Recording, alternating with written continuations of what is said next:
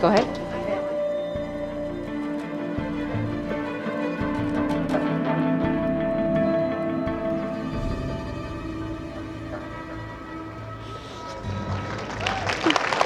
Good morning.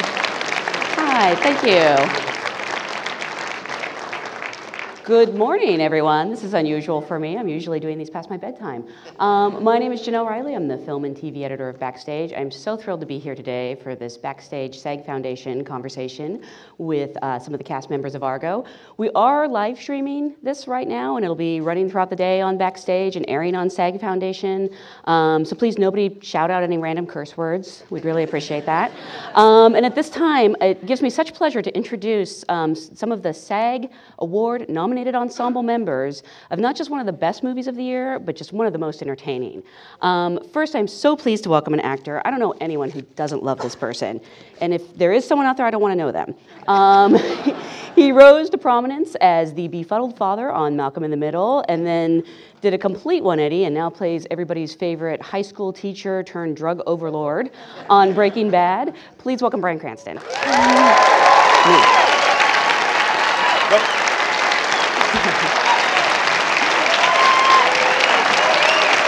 You're there, actually, yeah.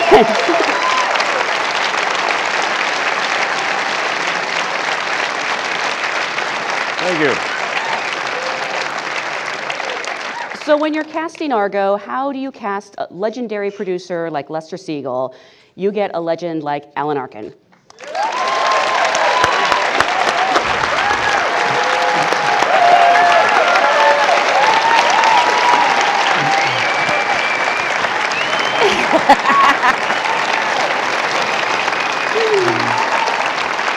Right in the middle, yeah. Finally, we have the gentleman who leads this ensemble both on screen and off. He is not only the director of the film, he is the producer of the film, one of the producers of the film. He is also the star, and I'm pretty sure he did the craft services. Please welcome Ben Affleck.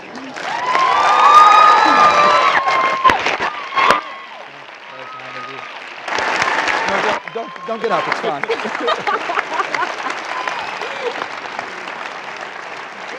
Thank you. Thank you guys so much for being here today. Congratulations on not only the SAG Ensemble nomination, but Alan, you received an individual nomination. Bryan, I think you have 2 more for individual in Breaking Bad and in individual performance. So it should be a very fun night for you all. And since this is a SAG audience, I want to start by asking, how did you get your SAG cards? Why is that funny? You do have SAG cards, right? Every Starbucks in LA has a SAG audience, by the way.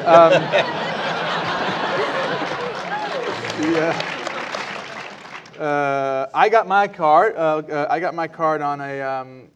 I think I got my Must Join on a after-school special. Yeah, with starring Madeline Kahn and a guy named Keith Sarabica, who actually plays one of our CIA, my CIA boss in the movie, our CIA boss. And yeah, and it was like, I remember it was $800. So, and then they let me in. What was the I love problem? that story. Thank you. Rich. It always kills, that's why. What was the after-school special issue that you were tackling? I was called Wanted the Perfect Guy, and I was getting my mom. My mom was single or widowed, and same thing. And I was getting her putting ads in the personals. This is before your Craigslist and all the new things that the kids have, and they put ads for a guy. And then I pretended to be my mom, and I set them up, basically. So I don't know what issue that is, you know what I mean? Sex between your mom and a new man is the issue. And was Keith the perfect guy? Keith was the perfect guy, yeah. And I bet he's very happy he was nice to the kid. Yeah, he was at the time. He was on this show called The Equalizer. I don't know if anyone remembers it. It was like he was the older guy. It was like a sort of British spy fixer, and so I thought it was so cool that the guy from The Equalizer was on, and I never forgot it. Alan, do you remember how you got your SAG card? It was probably with the Russians are coming. It was my first piece of film. Yeah. It was my first film, so I assume that's what it was. I don't remember. I don't remember much of anything anymore, and I'm proud of it. Ben can attest to that. Do you remember Ben and Bryan? I do remember that. I remember them as if it was, never mind.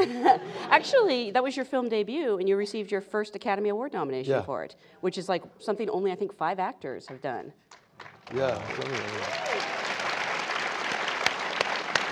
Sort of all downhill from there, isn't it? Yeah. It has been. And Bryan? I got my SAG card in January of 1979. Wow. Yeah. No, you actually remember? I do. Well, it was a momentous occasion. January of '79. I was working as a background artist on a movie of the week directed by Walter Grauman called To Race the Wind, with Steve Guttenberg as the star. He was a blind guy who goes to college, and he's on a fraternity team. And I'm standing there with a football, and he calls me over. Walter calls me over, and he says, "Hey, kid, you ever play football?" I go, "Oh, yeah. Oh, yeah. And he goes, "All right, you be the quarterback. You take the hike, you know, and throw the ball. It bounces around, lands in Steve Guttenberg's arms. He runs in the opposite direction, and, you know, hijinks and hilarity ensues." And so I go up, and I say, 4, 19, 32, 44. He goes, "Hey, wait a minute, what are you doing?" I go, "Well, it takes place in New England, so I thought it would just..." He goes, "Just say hike." And I said, "Can I say hike?" He goes, "No." All right, so that was... Ben, as our resident expert, how was that New England accent? Amazing. Incredible. That guy really missed out on something by not having him in this movie. So I want to start at the beginning with Argo. This movie is about so much, but one of the things I love about it is it's sort of a love letter to movies about the power of movies. How did Chris Terrio's amazing script find its way to you? And were you drawn first as a director or as an actor, or was it a... It was one of those things where I had just finished The Town and had done okay, and thanks. And so Warner said, "Well, we want to make another movie with you." I thought, "Great, you know, what do you want to do?" I said, "Well, I don't have any specific, you know, genre. I'm just looking for something good, characters, piece, you know, something to attract interesting actors." And they said, "All right, we're going to send you the best script we have."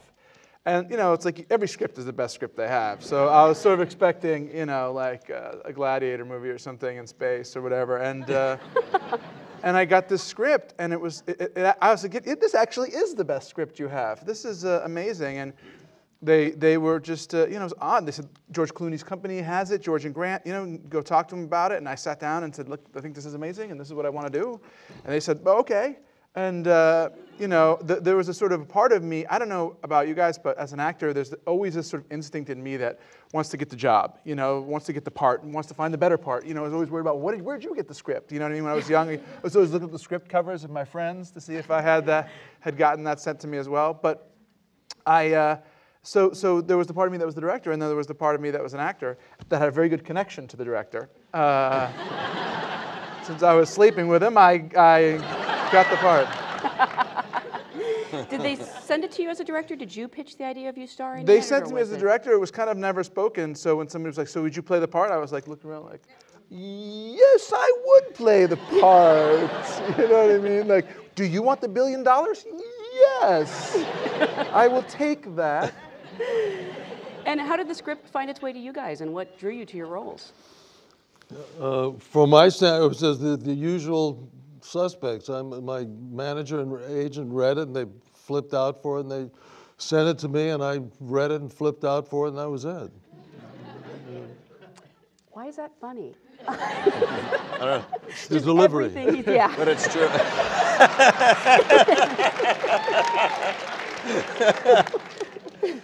And for you? Well, it's the same way. I think that the thing that we actors know is to be able to identify well-written material. And if you can find it, you latch onto it. And if you can't, you take the next best thing. Take the next best thing. If they send it to you. It's hitching your wagon to a strong horse. And in this case, the script was incredibly strong. And that saying, "a high tide raises all boats," is true. It makes you look better. I had a one-day role on Little Miss Sunshine. You remember that movie? I do. And everybody loved that movie, and I had one day on that, and everybody kept coming up to me and saying, "Oh, you were fantastic, you were amazing." And I thought, that's a little hyperbolic. I don't think that my little slice warranted that. And then it clicked in. It wasn't me, it was that everybody loved this movie, and so I kind of coattailed it and went along with it. So I realized, wow, the strength of finding well-written material. And Chris Terrio's script was brilliant, and then Ben took over, and he does a terrific job.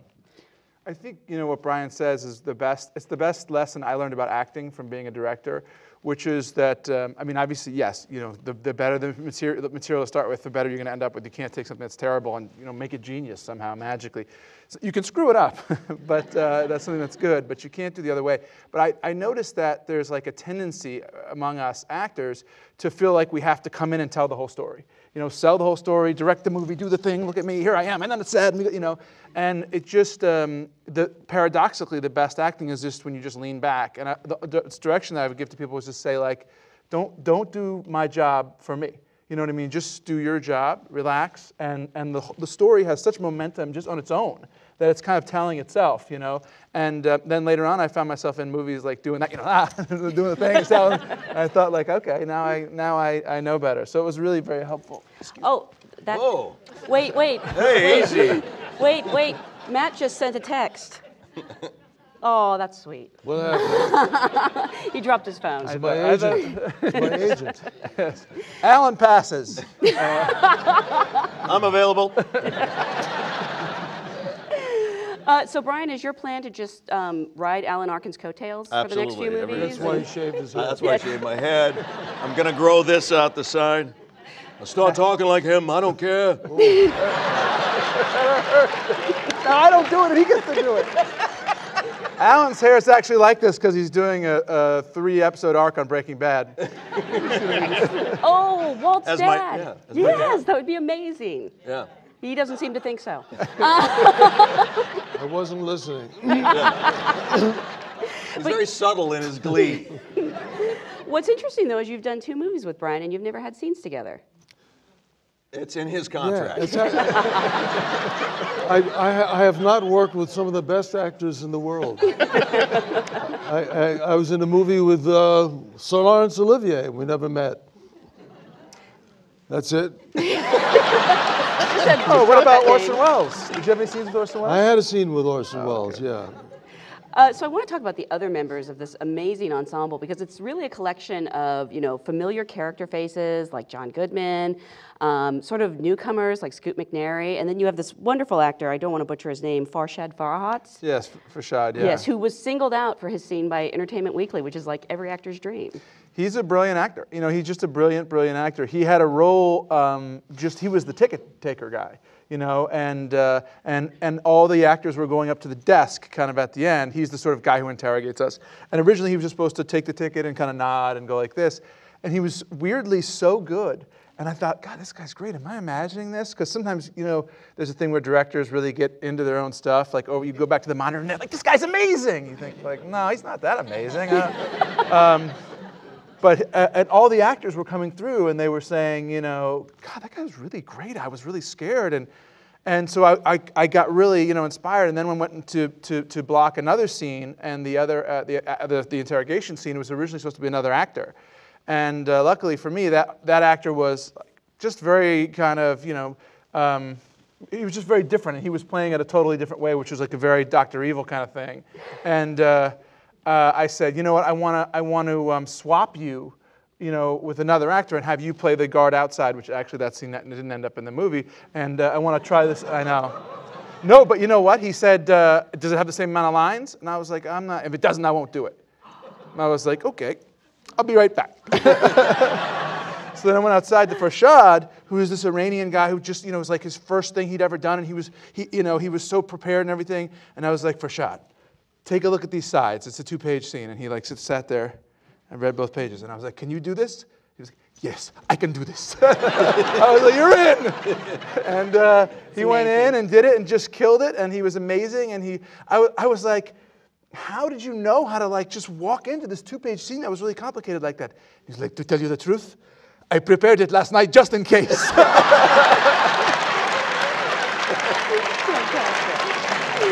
That guy's so good that it wasn't until the third time I saw the movie that I said, wait a minute, that's an actor. I thought it was, I got snowed for the first 2 performances into thinking I was really watching an event. Forgot that I was watching an actor. He's really sensational.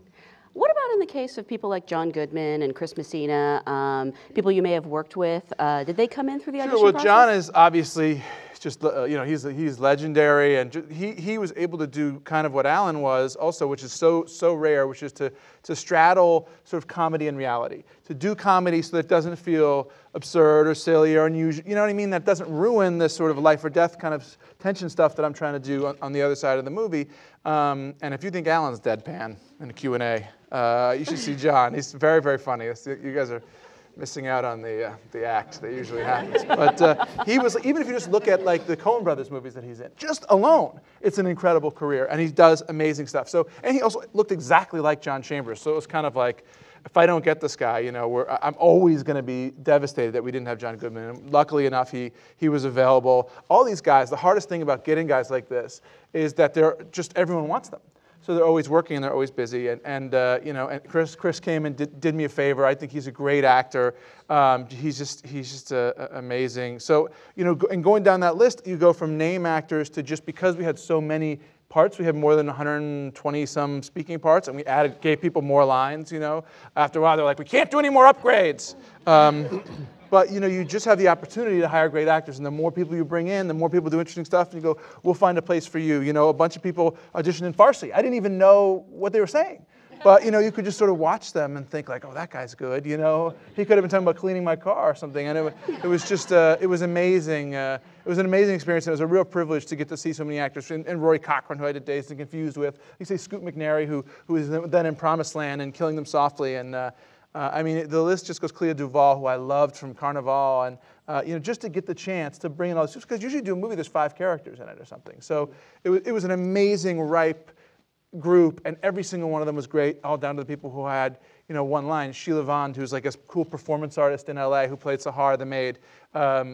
She who kind of has to make that decision about whether to turn us all in or not. Yeah, and I loved how she represented just the everyday person, not the politicized, crazy Iranian or not like, okay, she represents like an idea or a set of political values, but she's just actually a human being. Anyway, I've gone on. This film is cast by the amazing Laura Kennedy. How involved were you in the casting process? And as actually, you're all directors. Bryan is recently a DGA nominated director. That's right. Bryan as a matter of got fact. nominated We have 2 DGA nominated directors. I'll let you guess which 2 are sitting up here. But You didn't like it. I meant me. But do you think that you have a certain empathy for actors when they come into that room? Oh, what do you think? God, yeah. What Ben was talking about before, about some actors coming in and trying to do too much, and that's you feel for them. Coming from our background, we want every actor coming in to be great, because it solves a problem, and your heart goes out to them. And sometimes those outside the acting ranks who are in a producer position or sometimes even a casting position. Laura Kennedy's not one of them, but we'll try to say, well, we made some changes and we're going to tell them when they come in, the changes. I said, no, we're not going to tell them when they come in. We're going to go out there now, and we're going to give them as much time to try to, encourage them to do their best work. It's painful sometimes. But you really realize the impact, and when you go in then and eventually meet with an actor who's directing, and you get it, and you almost speak a little shorthand along the way.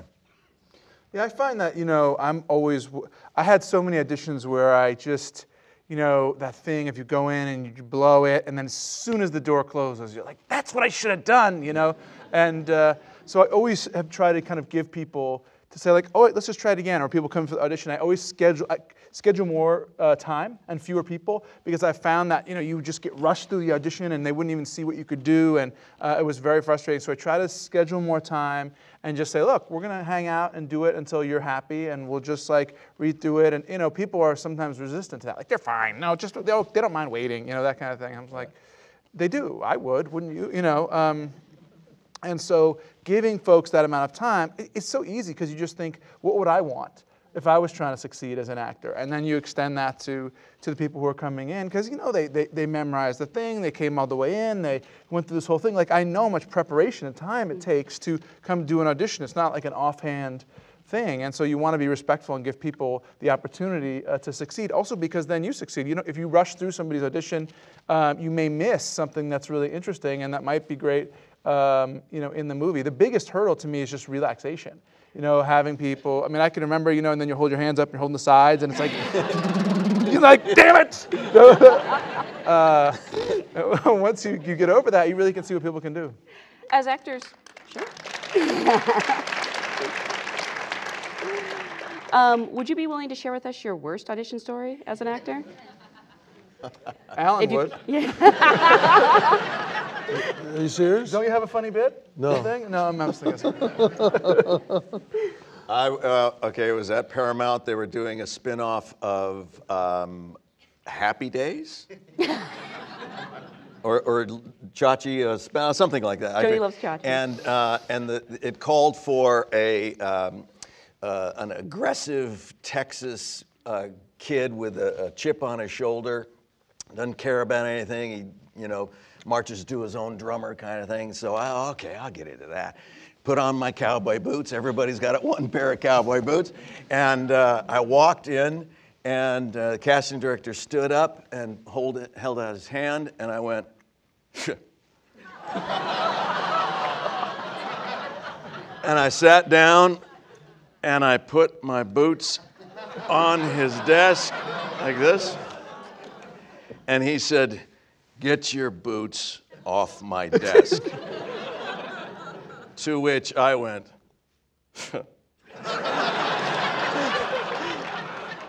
he repeated it, "Get your boots off my desk." And then, of course, at that moment, I went,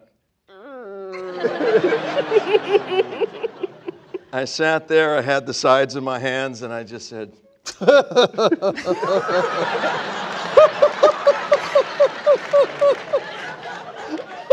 that's pretty. My humiliation is bringing you joy. I'm so glad. That's our life. It is our life. And I just said, it wouldn't matter if I read now, would it? He went, Oh my God. And of course the agent goes, "What the hell did you do? What did you do?" And I was trying something.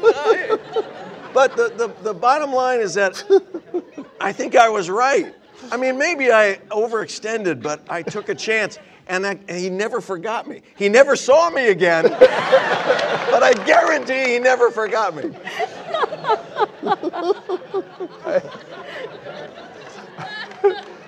That's like a lot of actors. You see actors like neuroses from the other side when you're directing, like you tell them, "Yeah, I don't think you should, be like a scuba diver in this scene." And they're like, "All right, fine, if you want it that way." Years later, they're like, "I know I should have done that scuba diving bit." All right. I had one. I actually had so many bad auditions that it's like, we don't have time in 3 weeks. But the one I had, I was living in Eagle Rock.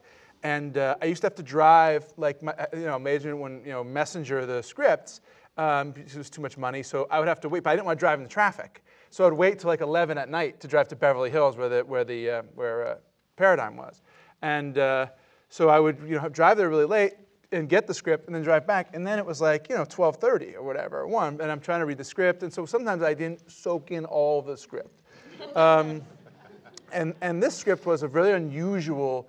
I couldn't quite tell what was going on, somebody was being lashed and people were running around chasing each other, and there seemed to be this kind of mystical talk, and it was being directed by somebody like pretty well known, so I thought this was probably pretty good, but I couldn't kind of make hide or hair of it, and then I just said, well, you know what, let me memorize the sides, because I don't want to not know the lines. So, and you know, like, I had they faxed the things to me, so I had like, you know, it's like holding my sides like a medieval parchment, where you're trying to memorize it.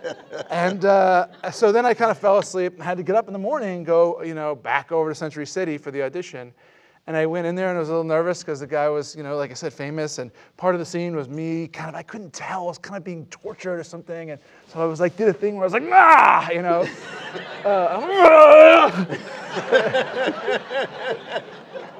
And I could see the guy, and I did it kind of, it was like a sort of a weird, like surrealistic, I did a kind of an alien bit, you know what I mean? Where I wasn't totally human, you know? And I saw I could see the director, you know, kind of looking at me. So we got through the scene once, and you know that thing, the first time you read the audition, nobody talks. Like, so and I said, so finally turned to the he's like, okay, thanks. And I kind of get up and go, thanks. And I'm like, so is this like a sci-fi thing? Or what are you, he was like, sci-fi? It's a Western. It's like, thanks very much. It was 100% true.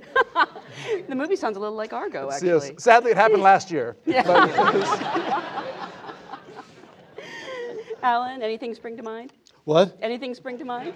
Anything what? Any bad auditions spring to mind? At his age, nothing springs anymore. No, the only thing that comes to I recall a whole series of just boring auditions, and because I was so desperate that I just clenched, and then all of a sudden I had a job with Second City, and I'd go to auditions and I didn't give a damn anymore, and they started getting good, and it was a huge lesson to realize that caring too much can very often get in your way. It can often be an enormous impediment. And I find the older I get, the less I care, the more interested people seem to be, because they don't. I'm not joking. That you seem to find it an unassailable place when you don't give a damn. There's something, and I'm trying hard not to give a damn much anymore, but in a good way. I don't mean. It's being content with where you are. It allows me to just play with whatever comes. Yes, no, it doesn't make any difference. And people don't know how to deal with it. It becomes interesting. It's not like I'm trying to be interesting. It just seems to be that way, if that makes any sense. I think that's true. I think when actors try to please someone else as opposed to themselves in an audition, I think that's when they find themselves in trouble. Desperate. It's very, very, yeah, I remember the auditions for me started getting good when I said, I don't give a damn, I don't know if that has anything to do with what they want.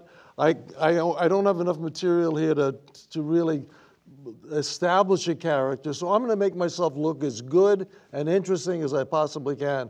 And if it's wrong, at least, I mean, like what Bryan did on that audition, I think he did a good thing. I think that the casting director was full of crap. If he had any wisdom at all, he would have recognized that you were doing something in an attempt to make the character work, and he's an idiot for not recognizing that. No, that's in my humble opinion. Well, I agree with that. I think it's more important to please yourself and do something that makes an impact as opposed to just following. Hoping that somebody is going to appreciate what you do, and you don't know who they are. It's like trying to make a movie for an anonymous audience. You don't know who anybody is. All you can do is make something work for yourself. That's all you can do. If you worked it for yourself in an audition, you come out, you made something happen for yourself that day. You did something creative that day. And sitting around waiting for, hoping somebody's going to like you is death. It's living death. Yeah, I agree. I'm curious if we can talk for a minute about the research you did for your roles. I mean, obviously, you're playing a real person. You've all played real people in your careers. You're playing... I am a real person. I've heard that. So I don't even have to play a real person. But the two of you are playing sort of amalgams of characters. What sort of It's research tough, did you boy. do? When you're playing an amalgam is a hard thing to do. I had a... I was playing a hologram. I thought I was playing a real guy, and I researched him, and I found out that the script had nothing to do with this guy at all. So I said to Mr. Affleck, can I call you Ben now? No. I said to Mr. Ben, Mr. Ben, this is not a real guy here. I researched this guy, and it's not this guy. He says it's an amalgamation. It's 4 different guys. So I had to research 4 guys and play 4 different people simultaneously. And if you think that's tough. That's brilliant. This is a false story. The story is completely false. But it's a good one. It's a good bit. And Bryan, didn't you actually go to the CIA? Yes. Well, I was very fortunate because the producers handed me this voluminous pamphlet or booklet, actually, of the structure of the hierarchy of the CIA, which was very helpful. And then I read Tony's book, and I read one other book on the CIA, and then they arranged for a visit to Langley, Virginia, and meeting with CIA officers, and fascinating. You know, it broke the ideas of what I thought I was going to see, and very, very normal guys, but very, very close to the breast. They weren't very revealing in their answers at first, and I think The that's CIA? Yeah, it's surprising, shocking. And I guess it is their nature, and their clandestine nature as well as their occupation. And then I think that they realized that I was really there trying to get a sense so that I could replicate and honestly portray the culture and the attitude of these men and women who are very dedicated. That's the one thing I came away with. They are absolutely very dedicated and knowing and hoping that what they're doing is making a difference in the world. And that's, whether or not it gets so big in this corporate sort of entity that it gets out of their hands. But they suffer the same ills as anyone else in that world, the orders from their boss that are terrible or whatever, and the bad coffee in the break room, and this sort of thing. But they also intermingle like actors. We meet and marry other actors. Why? Well, that's who we meet. That's who we know and fall in love with. They marry other people within the CIA. I met an officer who was married to a CIA officer. Their daughter is a CIA officer. A lot of them have problems and breakups. Several of them were writing books, and my theory is that they're so used to containing information that is antithetical to what human beings are. We everything comes in and comes out in many ways. And they're putting information in and holding it for so long that when it gets to a point, like Tony needed to get it out, and when it finally goes through the channels and they're declassified, then they're able to have their memoirs go out. And it was fascinating to meet with these people. And you obviously got to spend time with Tony. Yeah, Tony was the sort of touchstone, obviously, of the movie. We had a lot of research material, did a ton of research. Chris had done a ton of research. And then I want to hire a researcher additionally because we want to use visual aids for all the department heads and stuff, and for the actors and to everyone to have something to look at and go, yeah, this is real. This is how my character looked, or this is how these people would dress, and kind of saturate everyone with that. I find it very helpful. So I was hoping that other people would find it helpful as well. Tony was the primary source. Tony was the guy who we could really go to and say, how did it go? I mean, Tony was sending us like the clothes he wore. I was like, dude, this was 30 years ago. You still have this turtleneck? But he was, I didn't wear the turtleneck, by the way. I noticed. I was like, I believe in truth in cinema, but the green turtleneck is crossing the line here. It was itchy. So, I spent a lot of time with him in bars and him and his son, and just talking about like what it was like, as Bryan said, the sacrifices that get made personally. And Tony's also very inscrutable. He's very laid back. He's withdrawn. And I realized, that's what a real spy is. He doesn't want to get noticed or seen or remembered.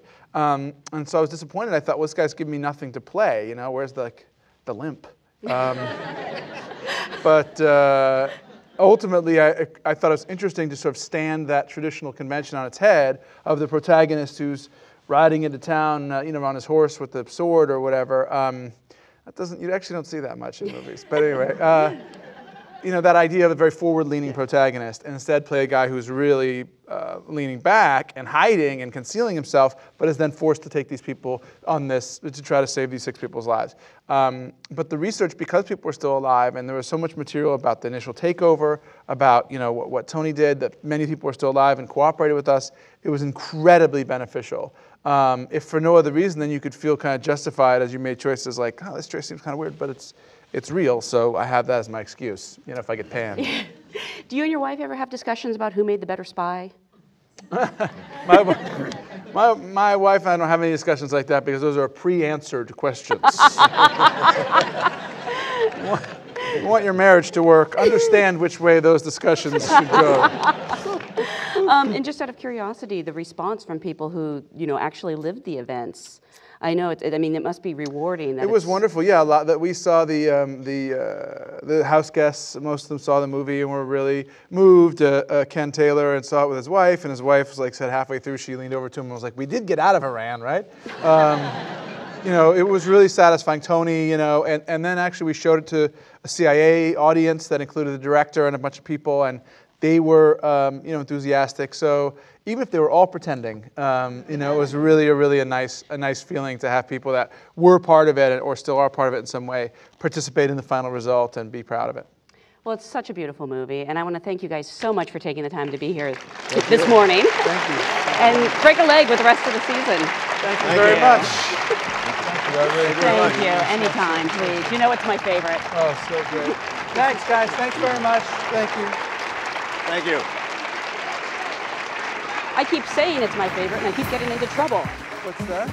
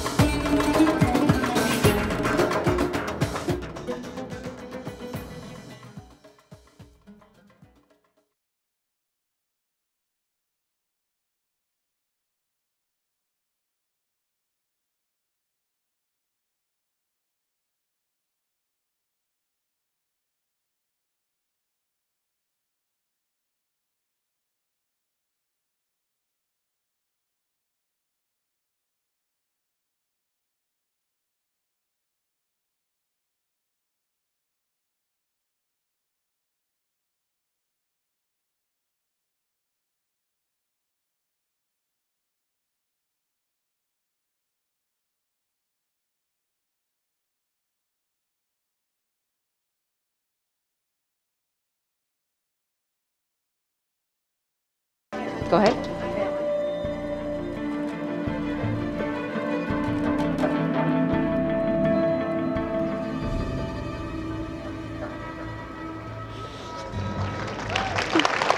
Good morning.